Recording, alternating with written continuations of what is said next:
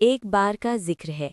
एक घने और सरसब्ज जंगल में जंगल का बादशाह शेर रहता था। एक दिन उसे सख्त भूख लगी हुई थी। भूख के मारे वो गुस्से में इधर उधर टहल रहा था। इसी दौरान उसने एक चालाक लोमड़ी को देखा और गुर्रा कर बोला, ए लोमड़ी, अगर तूने मेरे लिए फौरन खाने का बंदोबस्त ना किया तो मैं तुझे ही खा जाऊंगा। लोमड़ी डर तो गई, मगर उसने फौरन अपनी अक्ल इस्तेमाल की और एक चाल सोच ली। लोमड़ी जंगल से निकलकर एक गधे के पास पहुंची।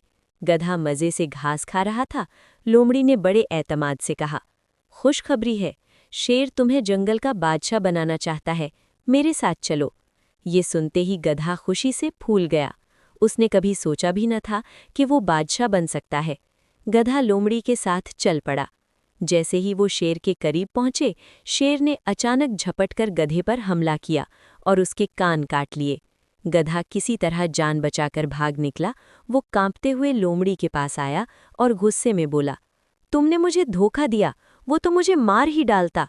लोमड़ी ने मुस्कुराकर जवाब दिया, अरे नहीं, ये तो बादशाही की रस्म थी। कान इसलिए काटे गए ताकि तुम्हारे सर पर ताज रखा जा सके। गधा बातों में आ गया और एक बार फिर लोमड़ी के साथ चल पड़ा। इस दफा जैसे ही वो शेर के पास पहुंचे, शेर ने दोबारा हमला किया और इस बार गधे की दुम काट दी।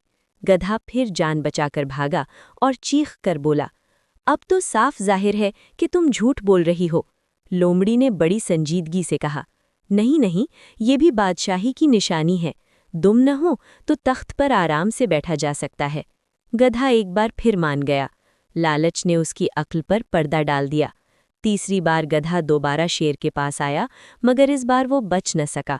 शेर ने अपना पेट भर लिया और फिर लोमड़ी से कहा, अब इसकी खाल उतारो और इसका दिमाग, दिल, जिगर और फेफड़े मेरे पास लाओ।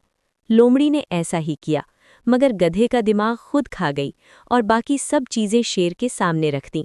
शेर ने हैरत से पूछा, गधे का दिमाग कहाँ है?